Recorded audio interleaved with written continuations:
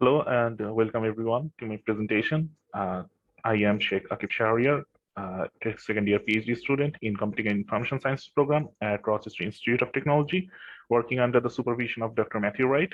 I'll be talking about our paper titled Evaluating Robustness of Sequence-Based Deepfake Detector Models by Adversarial Perturbation. This paper is accepted for publication in the workshop on the security implications of deepfakes and cheapfakes, which is taking place on May 30th in Asia CCS 2022 at Nagasaki, Japan. So most of us have been exposed to some form of deepfakes in the past couple of years, be it in news or in social media sites. So first of all, let's talk about what deepfakes really are. Deepfakes are synthetic media produced using deep generative models. This includes multiple modalities like images, videos, audio that have been altered using deep learning. And it can be used to replace someone's face in a video or show someone saying or doing something that they did not in fact do or say. And in this work, we focus on deepfake videos specifically. And there is a boom in deep learning and generative models for the past few years. And as a result, deepfakes can be easily generated today. You don't need much technical expertise. There are services that allow you to perform controlled generation of deepfake images and videos. And for example, on this website, you can perform controlled generation of deepfakes. Like you can even specify gender, age, ethnicity for the headshots you need. And keep in mind that none of these people actually exist. And there are also commercial apps available to generate deepfake videos like Wombo.ai. And you can make anyone sing like Elon Musk from here. So that's a lot of fun. But of course, these methods can be used maliciously as well. Like a bad actor can use them to create non-consensual fake pornography, fake social media profiles, and also create disinformation campaigns that can impact elections and war. And recently, a hacker used deepfake biometrics to hack China's taxation system and evade taxes using deepfake videos.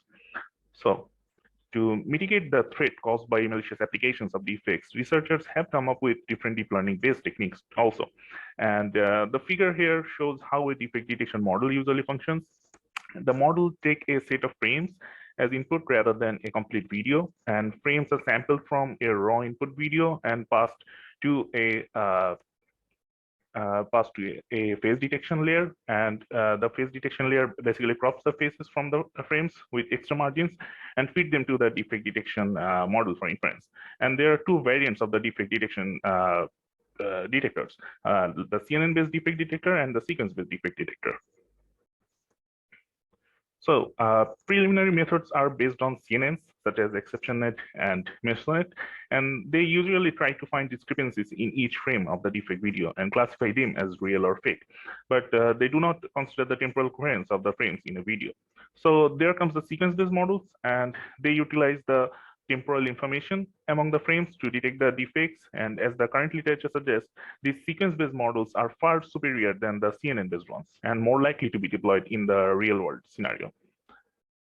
But we might think that it might seem like that we have found a solution of detecting deepfakes, but like the literature also suggests that deep learning classifiers are vulnerable to adversarial perturbation.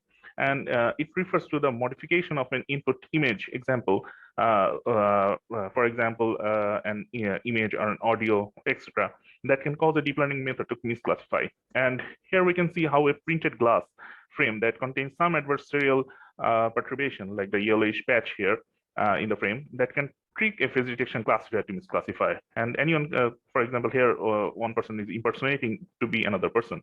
And a successful attack can be performed using this kind of adversarial patches. So that also begins our questions like, what other researchers have done to assess the robustness of other deepfake detector models out there. So the researchers have investigated the robustness of CNN-based deepfake detector models against adversarial perturbation.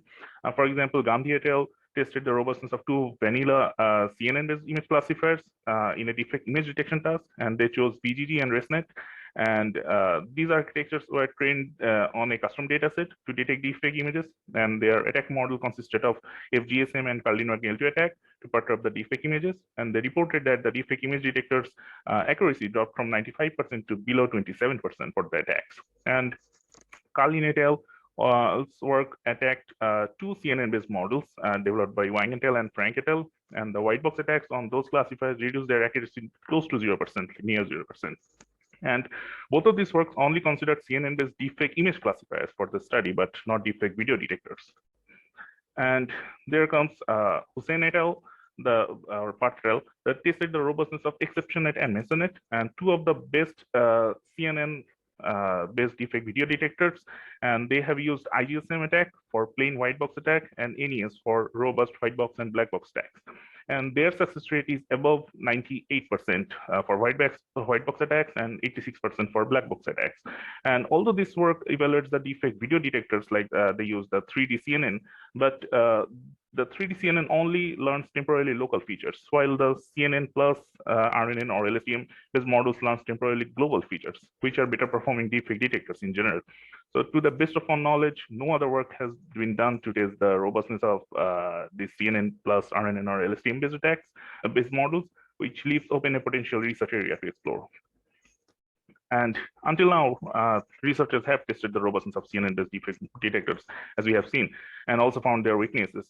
But as we have seen earlier, the sequence-based models perform much better than the CNN-based ones. And so we can ask the following research questions, like how vulnerable are the sequence-based deepfake detector models to the same kind of attacks that undermine the CNN-based deepfake detectors, and how vulnerable they are to attacks that work in a constrained realistic threat model.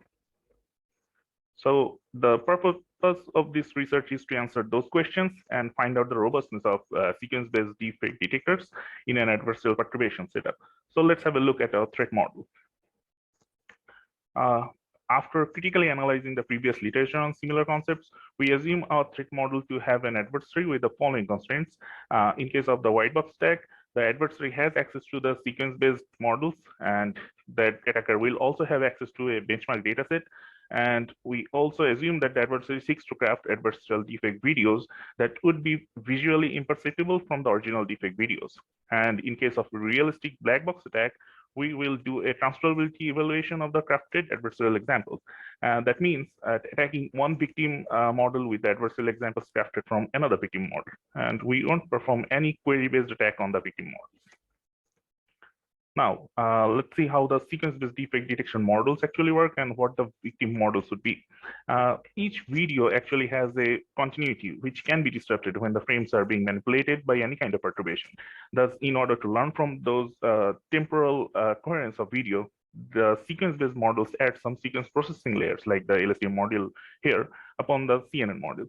And as we can see in this whole figure. And the convolutional LSTM proposed by Gore et al. Was the first research work that introduced the application of LSTM for temporal sequence analysis in detecting deepfake videos. As this is the pioneering work in sequence-based deepfake detectors, we have considered it as our first victim model. And also FaceNet LSTM basically builds upon the work of Gore et al. It was proposed by Shahriyar et al. And thus we have also considered it as our second victim model in our work. To evaluate the robustness of the victim models, we will be using FGSM and Kaldin-Wagner L2 attacks in both white box and black box approach. FGSM is quite fast and very popular adversarial attack, and similarly, Kaldin-Wagner L2 is a very powerful attack. We also chose these attacks based on their effectiveness in attacking CNN-based deepfake detector models reported by Gandhi et al. And also Kaldin et al. The dataset used in this work is FACE.6++, developed by Rossler et al., and it has been used by Hussein et al. To evaluate the robustness of CNN-based video detector models. So it seemed appropriate to test the effectiveness of sequence-based deepfake detectors on the same dataset. And it consists of 1,000 source videos that are manipulated by 4 different deepfake generation methods. Now let's take a look at how we generate the adversarial perturbation from our victim models. Here we are demonstrating the procedure using FaceNet LSTM model and FGSM attack. And after training the FaceNet LSTM model with the FACE.6++ dataset, we pass the extracted frames from the deepfake videos to the model. And for FaceNet LSTM, we pass 8 frames at a time. It goes through the FaceNet module and the LSTM module. And then we get the sign gradient of the loss function with respect to these input frames and multiply it by an epsilon value to get the adversarial perturbation.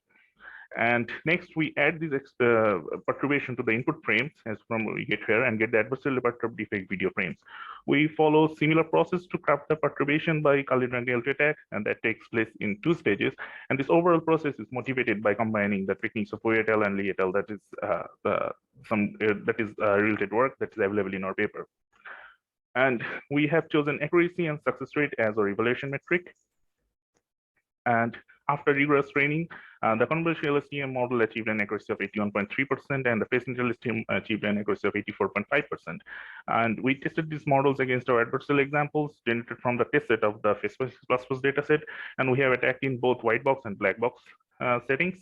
And as the result suggests, the Khalid-Rangel L2 attack is performing much better than the FGSM in both white box and black box setting. And this was expected as Khalid-Rangel L2 is a powerful attack than FGSM. And it dropped the accuracy of the model to 8.3% with a success rate of 99%, over 99%.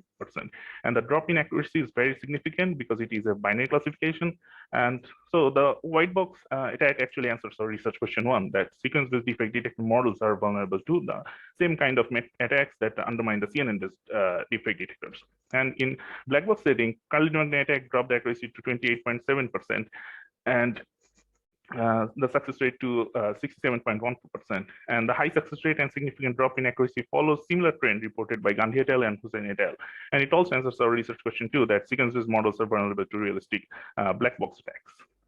And here we can see some adversarial perturbed frames extracted from randomly selected defects from the face-6++ test set. The input frames are classified as fake by the victim models. The perturbed frames are generated according to different epsilon values, using FGSM are shown in each row.